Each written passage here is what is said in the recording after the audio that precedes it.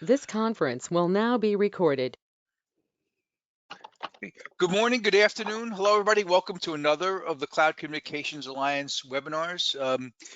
I'll tell you, I like these things. I miss seeing everybody face to face, but this has kind of helped me at least kind of maintain contact with all my friends at Cloud Communications Alliance. So thank you all for joining us today.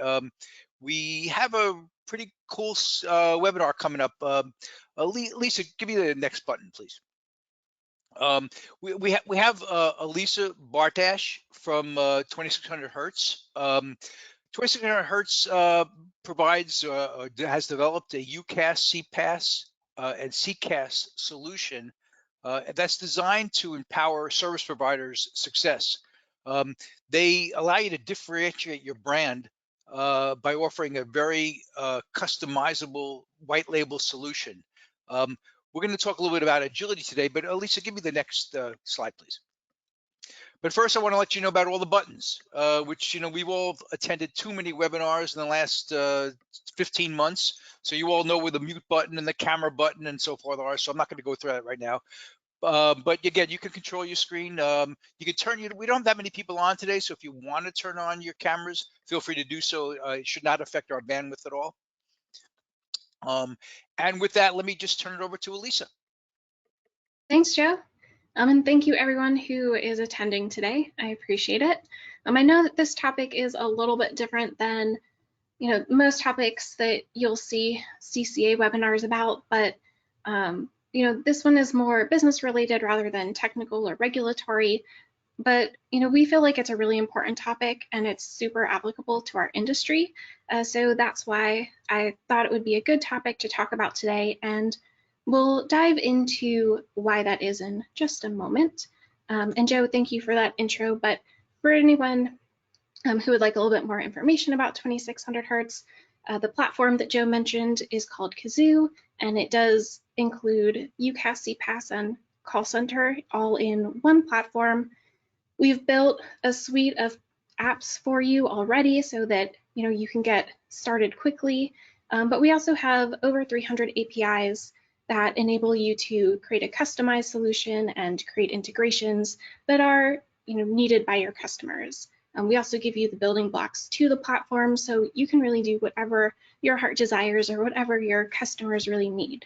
We have a low-cost operating model, so we don't require any sort of large upfront costs to get started. And we're also very proud to be a 2020 UC Awards winner for Best Wholesale Cloud Communications Provider. All right, and with that, just a brief overview of the agenda of what we'll be talking about today. Like I mentioned, I'll be talking about why this is such an important topic and how it is super applicable to our industry.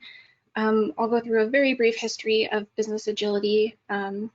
We'll talk about what business agility really is, and then we'll talk about some of the benefits of Agile, both just in general, but also specifically for cloud communications providers, because that's what it's all about, right? We'll talk about some common roadblocks and how you can overcome them if agility is something that you're looking into, or you might want to consider making the transition to Agile. And then we'll close with some best practices for implementing Agile. All right, so a little bit about why we're talking about this topic. Now, before I really dive in, my goal is to provide you with a high-level overview of business agility and why it's important in our industry. There is so much to know when it comes to this topic. You can go down a rabbit hole on Google for a very long time if you start doing some research on it yourself. So that's why this is all more just the tip of the iceberg, just to get you familiar with the topic and kind of explain how business agility can help your business, specifically as a cloud comms provider. If you are looking into making this type of transition, do know that it is a pretty big undertaking, depending on things like your existing company culture, how your company is set up, if you have any existing processes that might fall into the Agile category, or if you're really starting from the basics and starting from scratch. So ultimately, my goal for this presentation is to help you understand how business agility can solve some of the common challenges that we face in our industry, And as you can see, like a lot of things, they're all kind of interrelated. So the first thing is customer attrition. And I'm sure, unfortunately, most of us are, all too aware of, customer churn and the impact that it can have on your bottom line, because customer attrition is one of those things that does have a direct impact on your bottom line, because you have less customers, then you have less revenue coming in. And, yes, you can go out and spend a lot of time and resources bringing on new customers, which is always a great thing to be doing. But you want to secure your revenue as much as you can and limit customer attrition as much as possible. So then you have changing customer needs. The needs of your customers are constantly changing. Take last year, we had the pandemic when everyone started that mad dash to working from home. And now we're seeing a shift or a transition into more of a hybrid workforce or a hybrid workplace. And with technology changing and requirements to be fulfilled changing, you need to be able to make sure that you can fulfill your customers' needs quickly and efficiently and before your competitors can. Because if your competitors can fulfill the needs of your customers before you can, then you're looking potentially at some customer attrition, which of course is what we're trying to avoid. And then you have rapid market changes. The future, of course, we can try and predict as much as we can, but ultimately it is unpredictable, it's uncertain, and business agility is one of those things that can help set your company up to better handle unexpected market changes when things happen that you don't expect. And it really helps you kind of ride out those ebbs and flows of the different things that happen in the market and the different changes, as well as technological changes, since things are really changing and evolving so quickly, especially in our space. So before we kind of get into the larger discussion, I wanted to share a little bit of history about Agile, because in the grand scheme of history, Agile, the concept of Agile and Agile methodologies are relatively new. It all started back in the 1990s during the software development scene, was really getting going at that point, and developers realized that the more traditional, or in this context, the heavyweight methods of creating software, that came from, the more linear processes that are,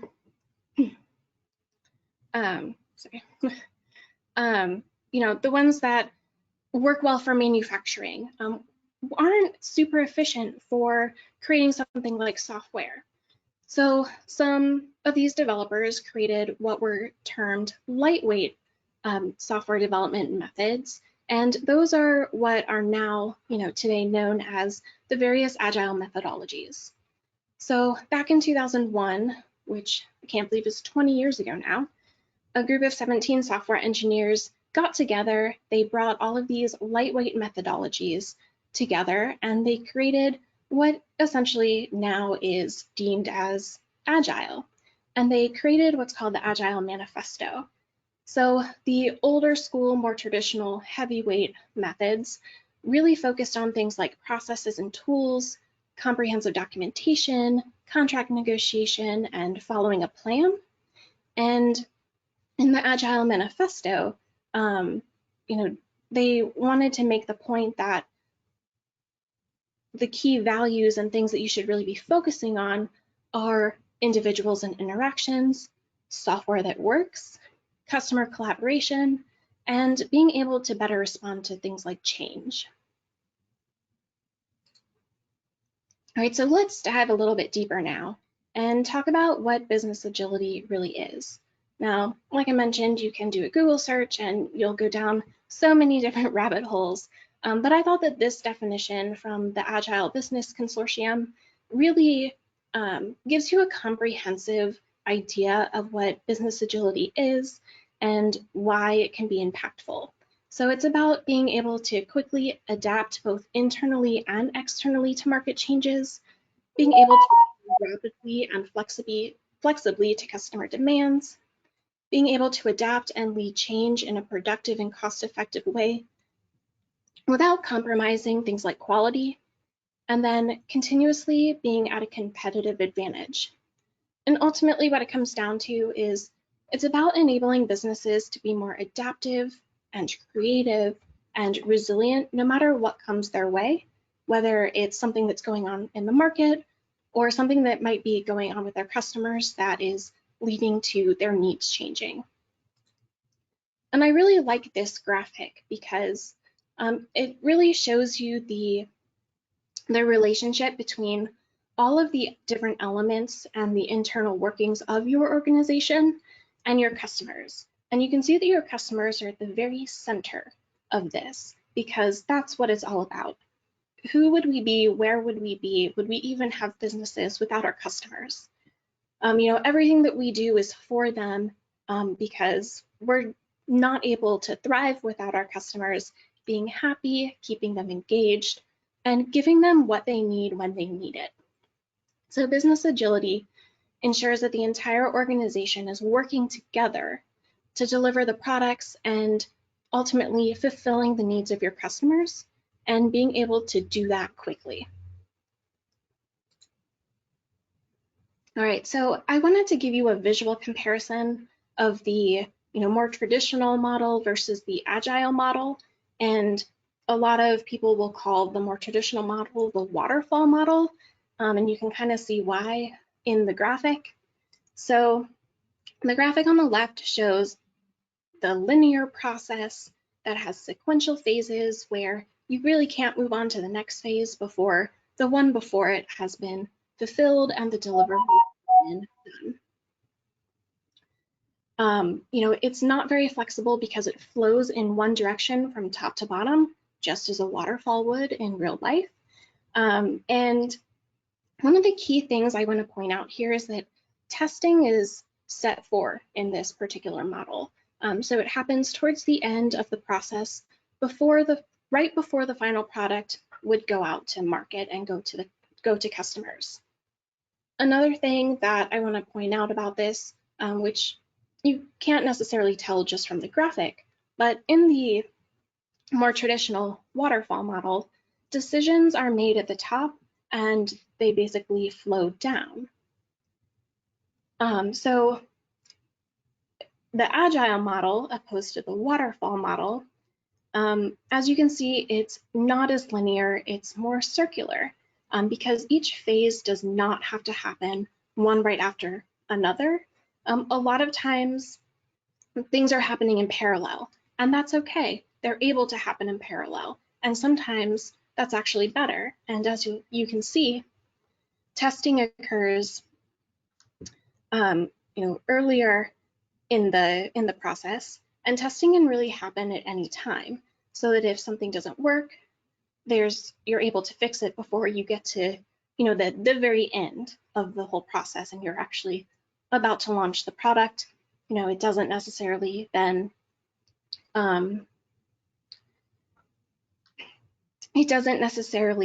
stop the final product from being released as it might in the traditional model. If you run into some major bugs that have to be fixed, before you can actually launch the product, they'll get noticed and they can get fixed throughout the existing process. And another thing is that in the agile process, decisions are not made at the top and sent down. Part of the agile methodology is that the teams closest to the project are the ones making the decisions. So they have a lot more freedom and a lot more flexibility, and they also generally have a lot more knowledge about the inner workings and what's going on with the project. So they have the ability to make decisions, run with those decisions, and see how things go.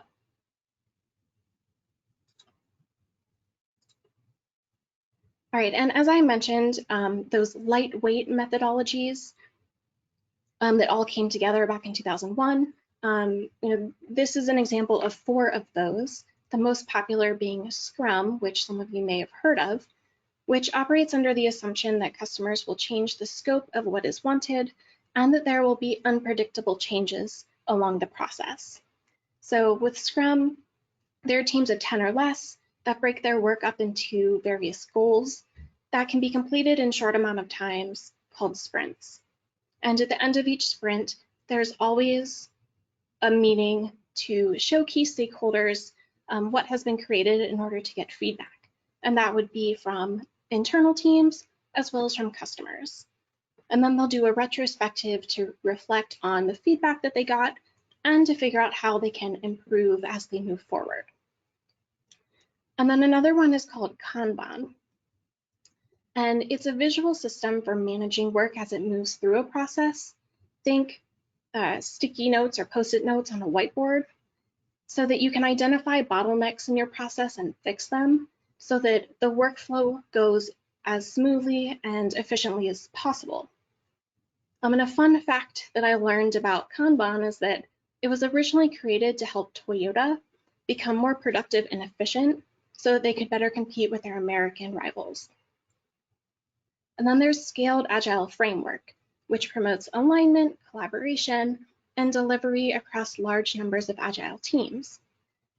So it's designed to help businesses continuously and more efficiently deliver value on a regular basis and a more predictable schedule.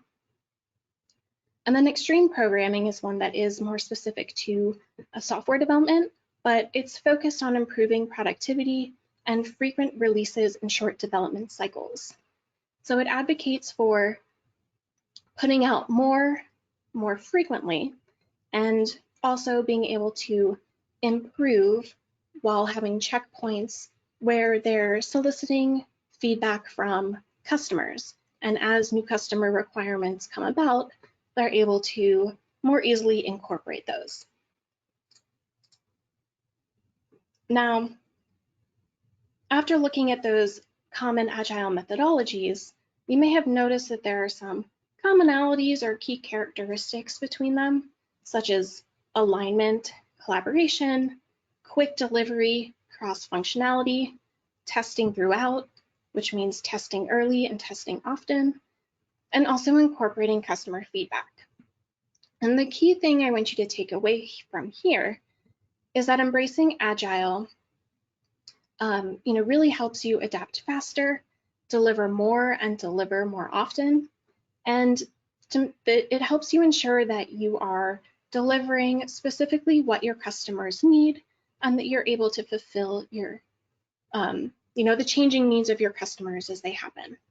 So ultimately, as we've seen, it's all about remaining customer focused while increasing the productivity and efficiency of the inner workings of your business.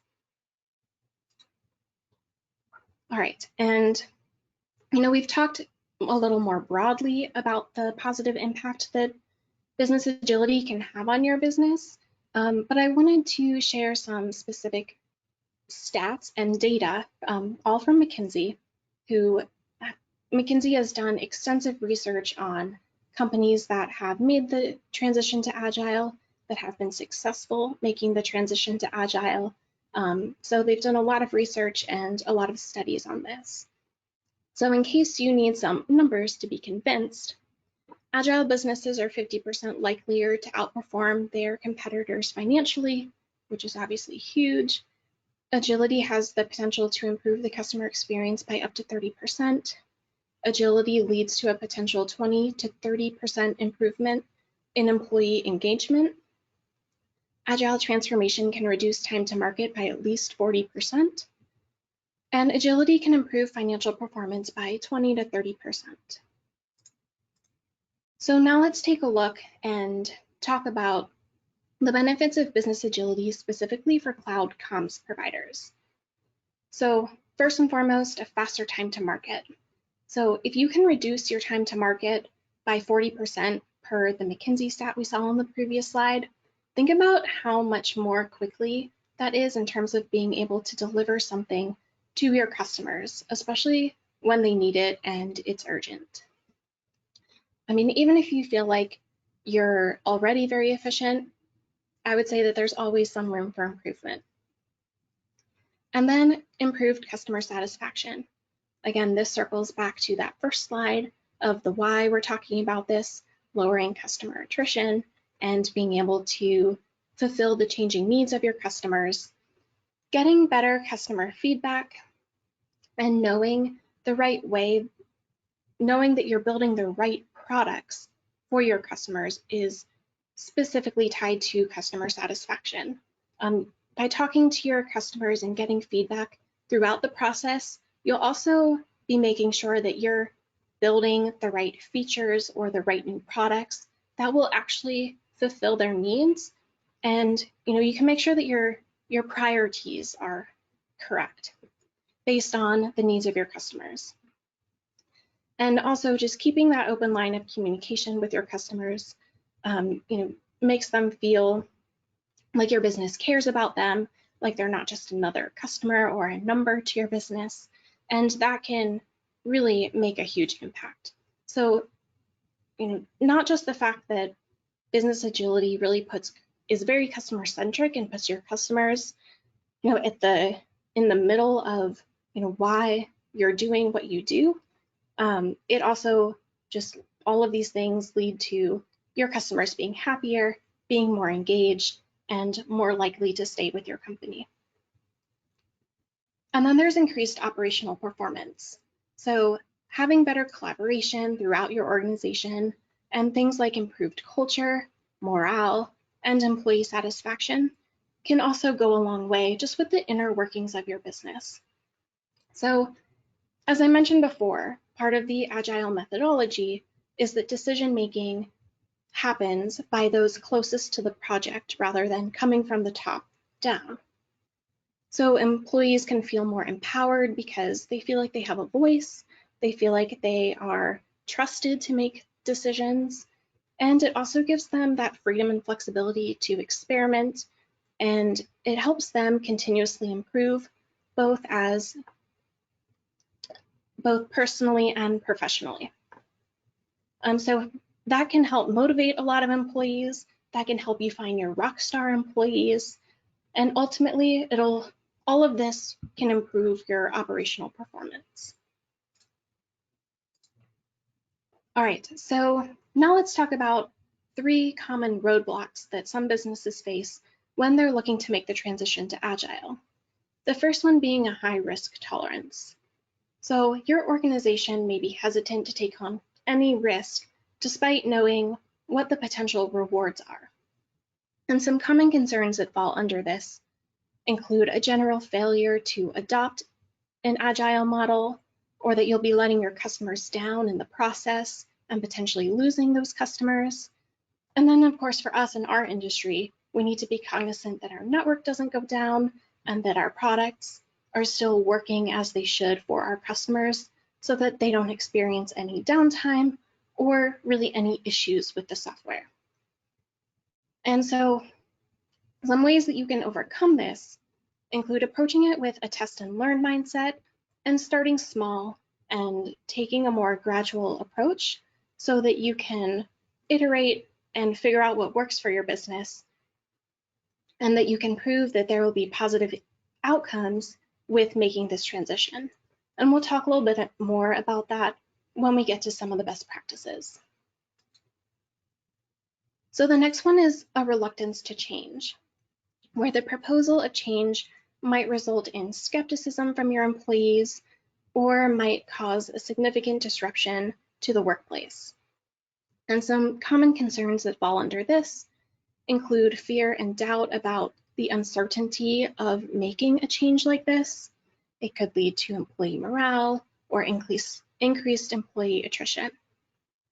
So some ways that you can overcome this are to provide as much clarity for each person's role as possible if their role is changing, especially if it might be changing in a more dramatic way.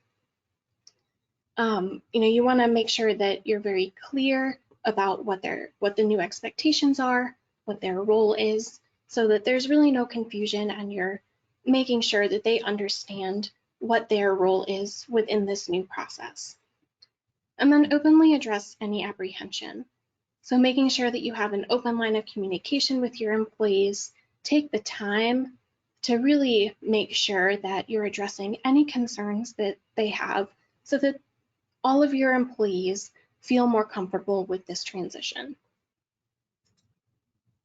And last but not least, cultural discrepancies. So your company culture may not support an agile transformation, or may not necessarily from the get-go be super in line with agile values. You might be concerned that the agile mindset might not catch on, or it might not catch on right away, or it might take a while to catch on, or that your existing culture just won't evolve at all to align with agile values. And then of course there's the concern that employees won't adapt, or that again morale will generally go down. So how can you overcome this? First, by making sure you have a product-centric approach to delivering your products, and many of you may already have this. You also, again, want to focus on communication and make that a top priority, keeping that open line of communication with your employees.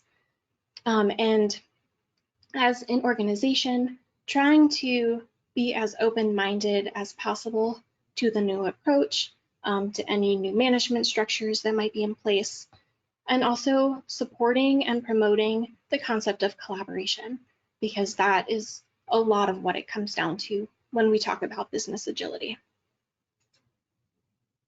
All right, and as promised, some best practices for adopting business agility, if this is a path that you're thinking about or want to consider. So the first thing is to be clear about the why and identify exactly what your business goals are. So you want to make sure you have a clear vision about how implementing Agile will help you better meet your goals. You want to be clear about why you're doing this, which means spending a lot of time up front before you actually implement anything, thinking about those goals, considering the basics of Agile and the Agile values that we've talked about, and that you may find as you do your own research. And then making sure that everyone is on board and knows the commitment that it will take to successfully implement an Agile strategy. So things to discuss are what success looks like to your organization specifically, and making sure that you outline what targets you want to meet and when, and then specifically talking about how adopting an Agile strategy can get you there. You also want to make sure that you do your research and make sure that everyone involved has at least a general understanding of the basics of Agile. And one thing that you can do is just talk to experts or other company executives that you know outside of your organization that have made the transition to Agile, so that you can learn from them, see what worked for them, what didn't work from them, and you can benefit from their learnings. And then you want to start analyzing. You want to analyze your culture, your customers, and your existing resources. So when it comes to analyzing your company's culture, you want to make sure that it's fit for this purpose. You want to make sure that making this change will won't totally destroy your company culture, and like we talked about, helping to make sure that your employees are on board, or at least understand why you want to make this transition, and see what you can do to make this transition as easy as possible for them. And then you want to analyze the potential impact this might have on your customers. So how can Agile improve the customer experience? How is it going to result in better deliverables, in a higher quality product or features, and how it will help your organization have better collaboration and more communication between your customers and your teams, since that, as we've talked about, is super important.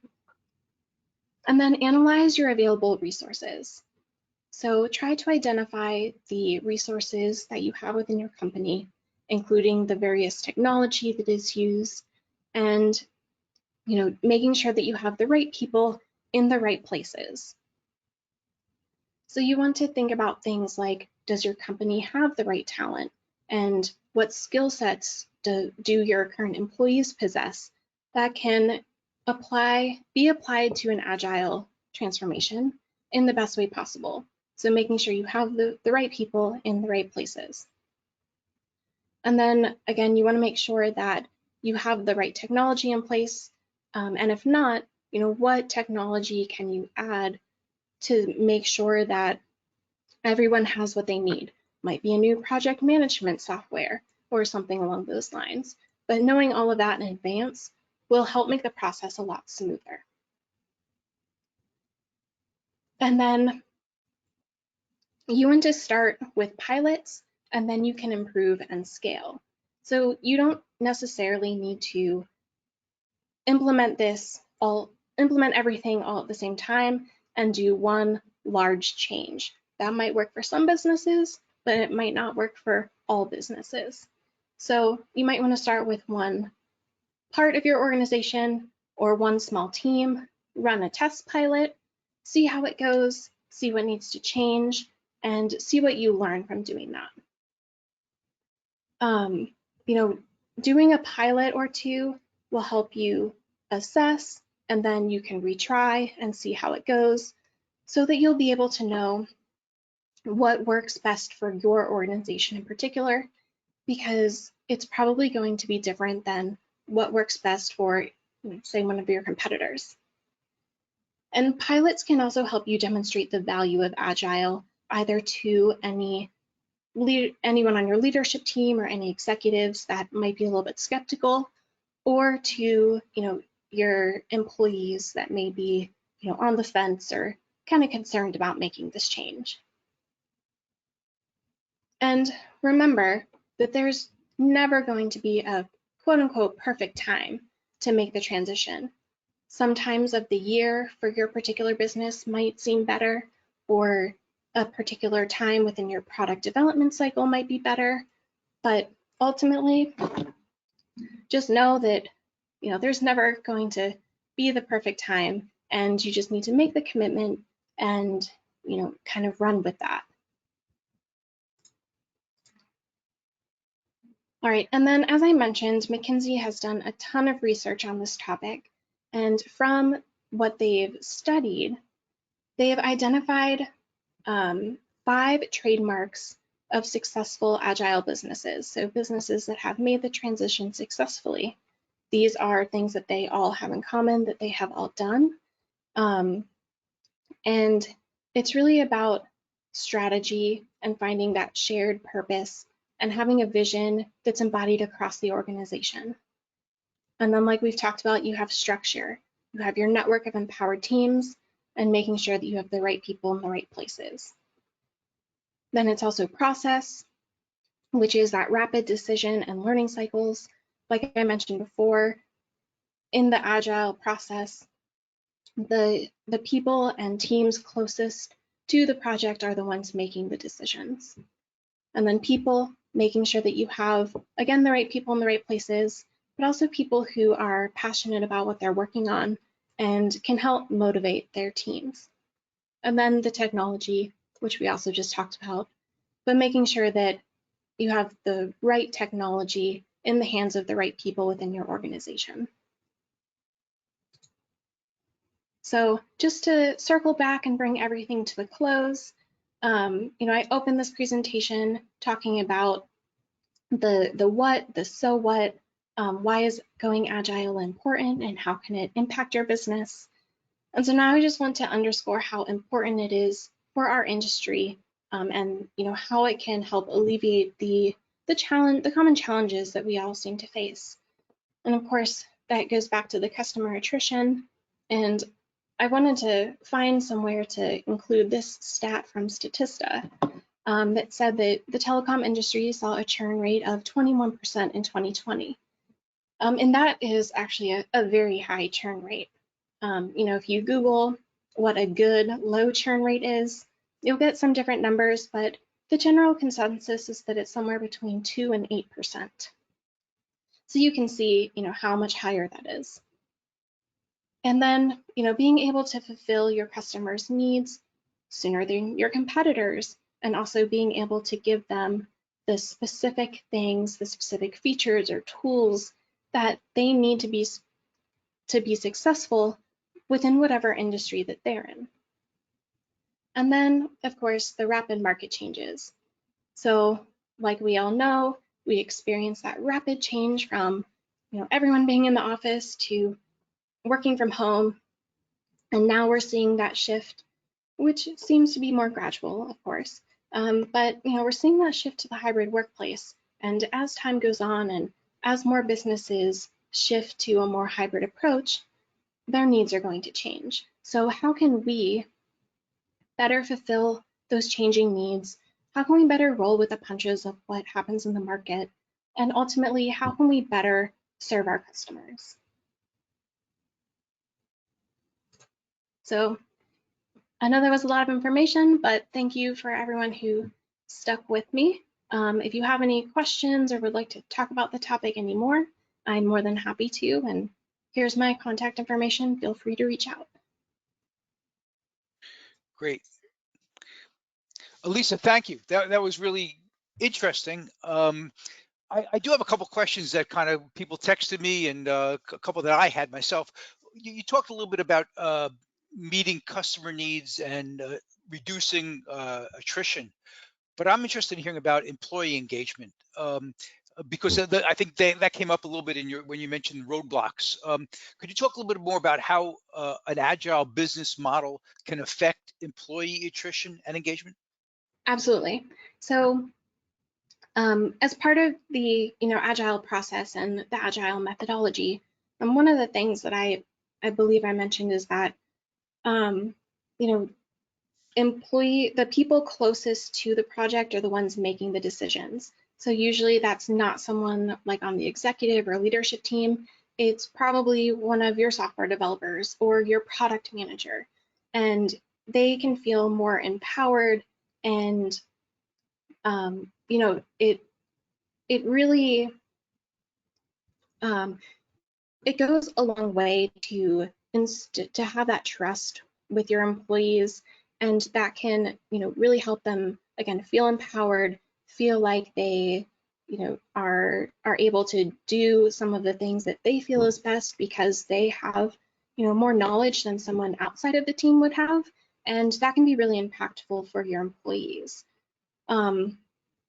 Also that level of collaboration and cross-functionality can help employees engage with other teams and other employees that they may not have otherwise had the opportunity to work with. And whether they're all in the office or now remote, or some are in the office and some are remote, having the ability to collaborate with other people more than they potentially would have previously, can really help with employee morale, and having people just generally be more happy and satisfied both with the company and with their what they do every day. Especially if someone is working on a project that they are very passionate about and they're able to make decisions about the project, that can really help them be more passionate, even more passionate about what they do. And then, of course, we talked a little bit about having that open line of communication with your employees throughout the transition. But, the more you do that, the more it'll get ingrained in your culture, and having that open level of, the trust and the transparency and the open communication can go a long way when it comes to your company culture and in turn, having a higher employee morale. Thanks for that. And folks, feel free to turn on your webcams, and if you have any questions, turn on your mics and feel free to ask them. Another question that came in, you shared some statistics about the financial business improvements of Agile, but are there prominent companies that embody the success of Agile to you? So I've read about a couple. Amazon is a good one to look at. There's a lot of information about their business processes and everything like that. And I did read some debate as to whether they really consider themselves to be truly agile. But there's a lot that I think we can all learn from, what they've done over time and, what they plan to do in the future. But I did also read about companies like Spotify and IBM and 3M have also made the transition to Agile. So those are some other ones that, have been able to do it, and, ones that we can look to for some of the learnings from their experience. I after you introduced me to this topic, I went to what was it, agilealliance.org, and and I picked up a lot of information on that website. But are there other thought leaders that you'd recommend for reading for further information on this? Sure. So I talked a lot about McKinsey throughout the presentation and shared a lot of their findings. But the information that I shared from McKinsey is just, again, the tip of the iceberg, because they've done so much extensive research on this. So they have a ton of great articles that you can, learn about more about Agile processes, best practices, things of that nature. And then there's also the Business Agility Institute and the Agile Business Consortium, which both have a lot of resources available on their website. You can, if this is something that you're committing to, you can join them and get even more resources. But outside of those, I would also say, talk to other business leaders that you know and find out if they've tried, an Agile pilot, if they've made a transition to Agile, and see what you can learn from them, because I think you'd probably be surprised at, how much information that they can share, how much they may have learned, even if all that they did was, one or two small pilots within their organization. So I think that can be really powerful and, can help you, take their learnings and kind of weave them into your transition and potentially have a smoother transition than they did, because you already have those learnings from them. That makes sense. Questions? Anybody else? Anybody want to pipe in? Okay. Hey, Elisa, show me the next slide, please. And by the way, I want to thank you. I want to thank you. I want to thank 2600 Hertz. You guys have been, are, and have been great members of the Cloud Communications Alliance. You're good contributors. You're always involved. You have a great product, but that goes without saying. But I really want to thank you very much for everything you've done today and in the past. And thank you for your membership. Just great. Thank you. Folks who are on the call, coming up June 23rd, we have another webinar on E911. We're going to talk about Carey's Law. We're going to talk about the Rayburn Act. All these things are obligations, and important obligations, that cloud communication service providers have. So please tune into that one, June 23rd. July 14th, we're going to do another webinar on Microsoft Teams. The first one was just overwhelming, lots of information. We have an update and a different perspective, if you will, on Microsoft Teams, and that's going to be on July 14th. August 11th, we're going to focus on soft phone end products, if you will. And then I'm real excited about this one. September 20th to 22nd, we're going to Scottsdale. Right, we're going to be face to face. We're going to see people. We're going to hug people. We're going to have drinks and tell stories, post-COVID stories. That's going to be September 20th, September 22nd in Scottsdale. We're going to send out a save the date notice this week, and then further information. But please block those dates apart. It's a great venue. It's a small boutique hotel. Really, I've stayed there before, really beautiful rooms, but you want to book your rooms early, because the hotel will definitely sell out. So if you're planning on coming to our September meeting in Scottsdale, when we send out the invites, jump on it right away. Anything else I'm forgetting? Anybody?